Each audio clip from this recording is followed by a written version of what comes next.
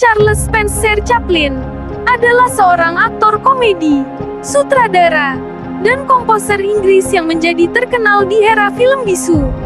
Ia menjadi ikon dunia melalui persona layarnya, Tramp, dan dianggap sebagai salah satu tokoh terpenting dalam industri film. Dia terkenal karena kemampuan pantomimnya. Bagaimana sang legenda komedi ini mencapai puncak karirnya. Ini dia biografinya. Charles Spencer Chaplin lahir di London, Inggris, pada tanggal 16 April tahun 1889. Ayahnya adalah seorang vokalis dan aktor, dan ibunya, yang dikenal dengan nama panggung Lily Harley, adalah seorang aktris dan penyanyi menarik, yang mendapatkan reputasi atas karyanya di bidang opera ringan. Charlie terpaksa mengandalkan kemampuannya sendiri sebelum ia mencapai usia 10 tahun karena kematian dini ayahnya dan penyakit yang diderita ibunya membuat Charlie dan saudaranya, Sydney, harus berjuang sendiri untuk memenuhi kebutuhan hidup mereka. Perjalanan Charlie Chaplin di dunia hiburan ternyata dimulai bukan dari panggung teater mewah, bukan juga dari film layar lebar, tapi justru dari sebuah kelompok tari jalanan bernama Delapan Anak Lancashire. Delapan Anak Lancashire adalah kelompok penari clog yang populer di Inggris dan Irlandia pada akhir abad ke-19 hingga awal abad ke-20. Kelompok ini didirikan oleh Bill Coley dan William Jackson dari Wigan, Lancashire. Di usia 10 tahun, Chaplin kecil sudah bergabung dengan kelompok ini. Melalui koneksi ayahnya di dunia hiburan, mereka bukan grup tari biasa. Mereka dikenal sebagai penari clog, tarian khas Inggris dengan sepatu kayu yang menghasilkan suara hentakan di setiap gerakan. Bersama Delapan Anak Lancashire, Chaplin kecil keliling dari panggung ke panggung, menyusuri kota-kota di Inggris, tampil dari satu pertunjukan musik ke pertunjukan lain. Tapi, di balik gemerlap panggung itu, ada satu hal yang diam-diam selalu mengganggu pikirannya. Chaplin merasa, menari bukanlah dirinya. Ia ingin lebih, ia ingin membuat orang tertawa, bukan hanya bertepuk tangan. Dari sinilah benih seorang legenda komedi dunia mulai tumbuh. Tidak ada yang menyangka, seorang anak kecil dari jalanan London, yang bahkan untuk makan saja sering kekurangan, kelak akan menjadi legenda dunia. Namanya, Charlie Chaplin. Di usia sekitar 12 tahun, takdir mulai membuka pintu kecil untuknya. Charlie mendapat kesempatan pertama berakting di atas panggung resmi. Ia dipercaya memerankan Billy, si pelayan kecil dalam pementasan Sherlock Holmes. Bukan peran besar, bukan pula panggung megah, tapi di sanalah benih mimpinya mulai tumbuh. Setelah pertunjukan itu selesai, jalan hidup Charlie semakin jelas, dunia panggung memanggilnya. Ia kemudian masuk ke dunia hiburan vaudeville, teater rakyat penuh humor, musik, dan aksi panggung. Dari situlah perjalanannya ke Amerika dimulai. Bersama rombongan Fred Karno, ia tampil berkeliling, dan lambat laun, namanya mulai dikenal. Salah satu penampilannya yang paling memikat adalah saat ia berperan di sketsa A Night in an English Music Hall. Penonton Amerika jatuh cinta pada gaya komedinya yang lugu tapi cerdas. Lalu, kesempatan emas itu datang saat rombongan Fred Karno kembali tur ke Amerika di tahun 1912. Charlie mendapat tawaran kontrak film. Sebuah dunia baru baginya, dunia yang akan mengubah segalanya. Pada November tahun 1913, ia resmi masuk ke industri film, bergabung bersama Mack Sennett di Keystone Film Company. Gajinya saat itu, $150 seminggu.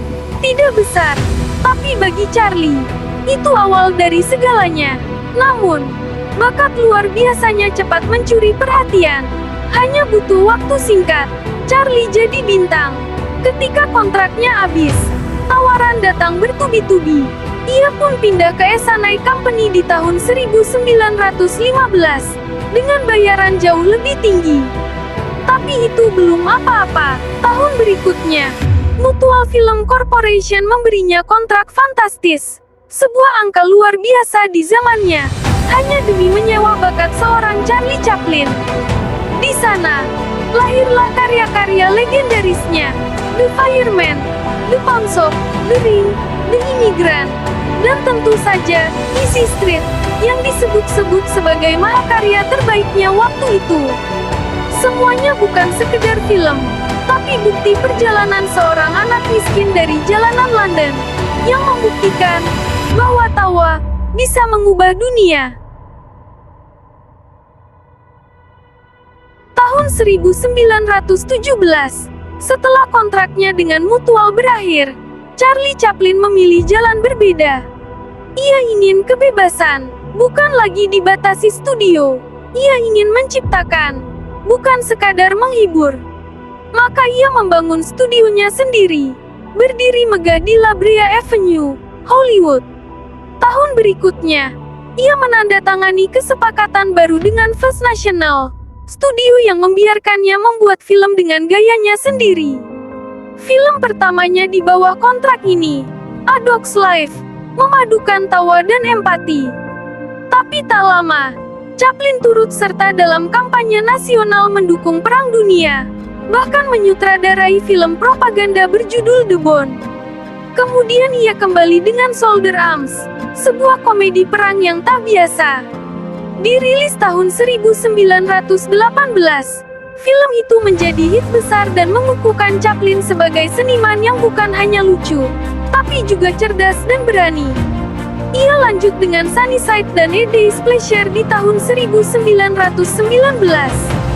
Di tahun yang sama, Chaplin membuat langkah paling revolusioner dalam sejarah perfilman, bersama Mary Pickford, Douglas Fairbanks, dan Griffith.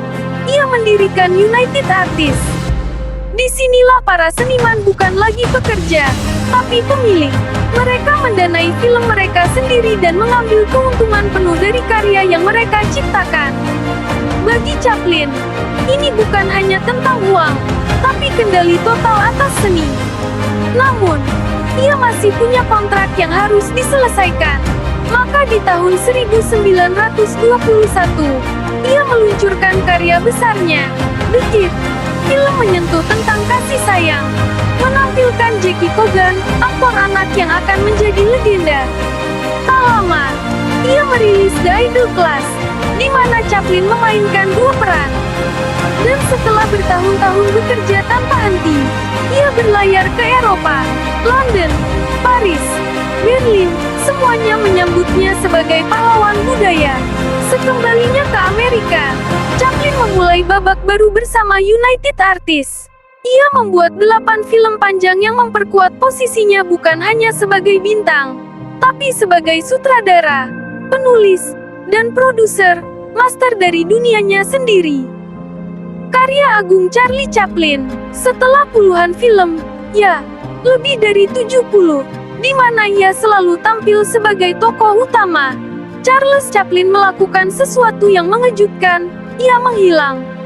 Bukan dari dunia film, tapi dari sorotan kamera. A Woman of Paris, dirilis tahun 1923. Bukan sekadar film, tapi sebuah langkah berani. Untuk pertama kalinya, Chaplin hanya muncul sebagai figuran, seorang porter di stasiun. Nyaris tak terlihat, tak tercatat. Ia memberi panggung itu pada orang lain, pada kisah cinta, drama, dan dilema manusia yang tak tertawa, tapi menangis. Ini bukan keputusan spontan. Sejak lama, Chaplin memendam keinginan untuk menyutradarai film serius.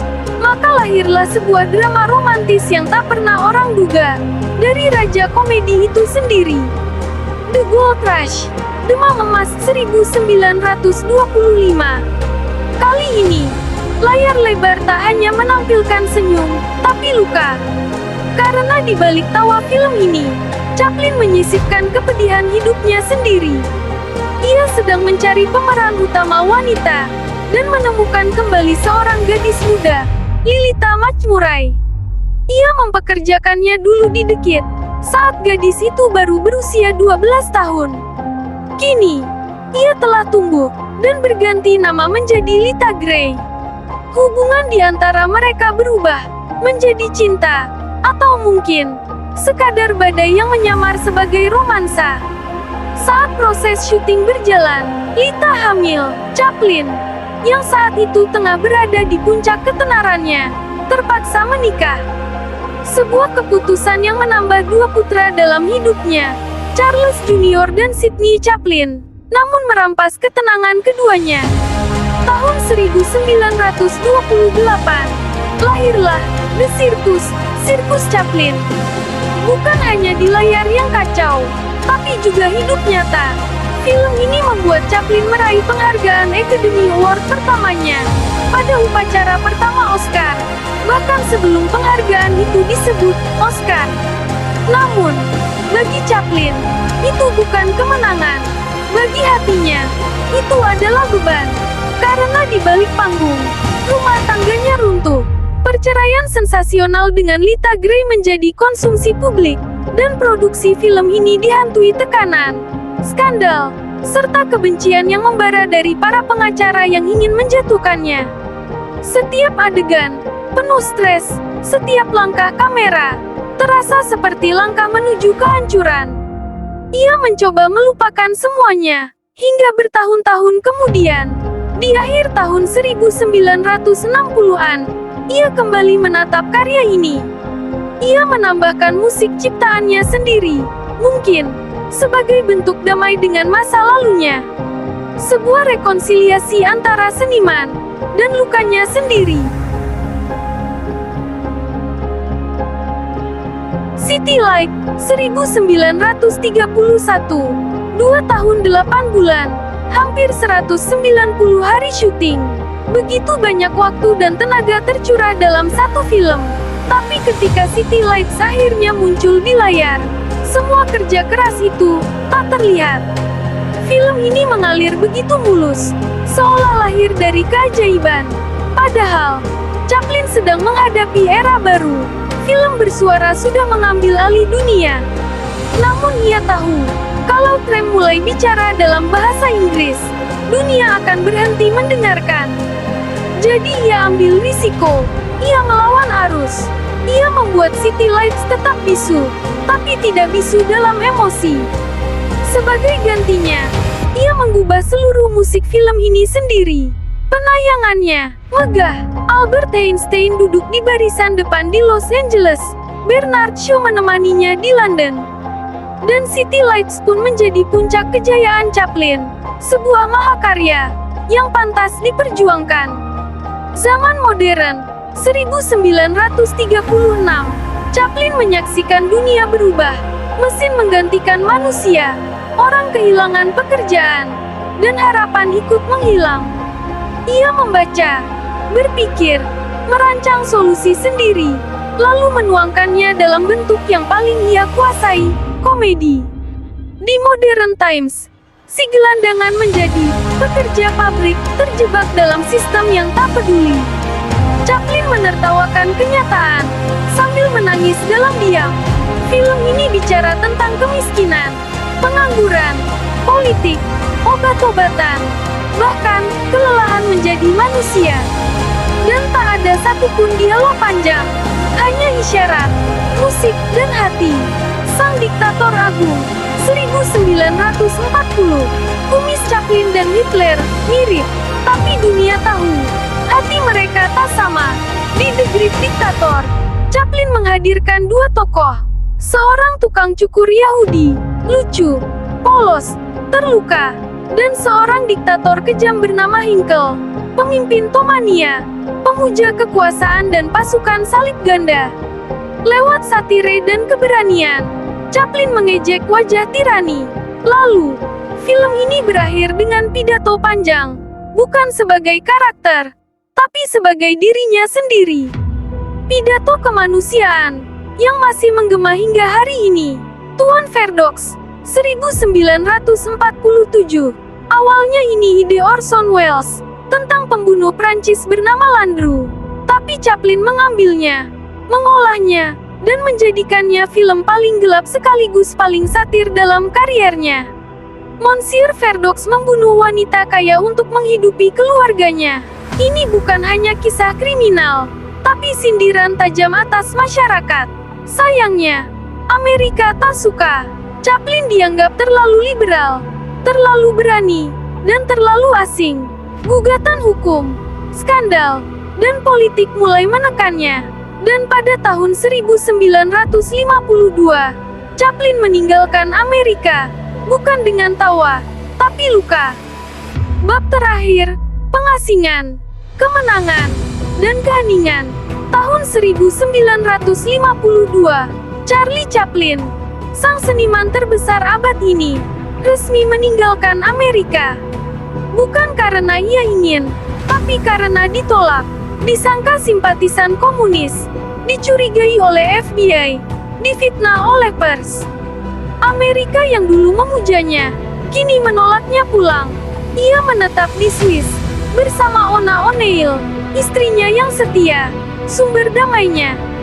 Di pinggiran Danau Leman, di kota kecil Corsier-sur-Vevey, Chaplin hidup tenang, jauh dari keramaian, tapi tidak pernah benar-benar jauh dari dunia perfilman. Raja di New York, 1957. Dalam film ini, ia menyindir Amerika dengan pahit tapi elegan, tentang konsumerisme, politik, dan paranoia. Film ini tak pernah tayang di Amerika saat itu, terlalu berani. Tapi di Eropa, disambut dengan tepuk tangan panjang. Chaplin masih bisa tertawa, meski dalam luka. A Countess from Hong Kong, 1967. Satu-satunya film warna Chaplin, ia tidak tampil di depan layar, tapi menyutradarai dua bintang besar, Marlon Brando dan Sophia Loren. Sayangnya, film ini bukan sukses besar, tapi itu tak penting lagi. Chaplin telah menulis puisi-puisi terakhirnya dalam seluloid. Pengakuan Dunia, tahun 1972. 20 tahun setelah ia diusir, Amerika menebus kesalahan. Academy Award memberinya Oscar kehormatan. Penonton berdiri, tepuk tangan menggema selama 12 menit, terpanjang dalam sejarah Oscar.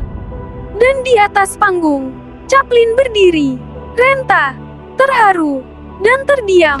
Tapi matanya berkata, "Akhirnya, kalian mengerti." Akhir hayat, Charlie Chaplin menghabiskan sisa hidupnya di rumah pedesaan Swiss. Ia dikelilingi anak-anaknya, sebagian besar mengikuti jejaknya di dunia seni.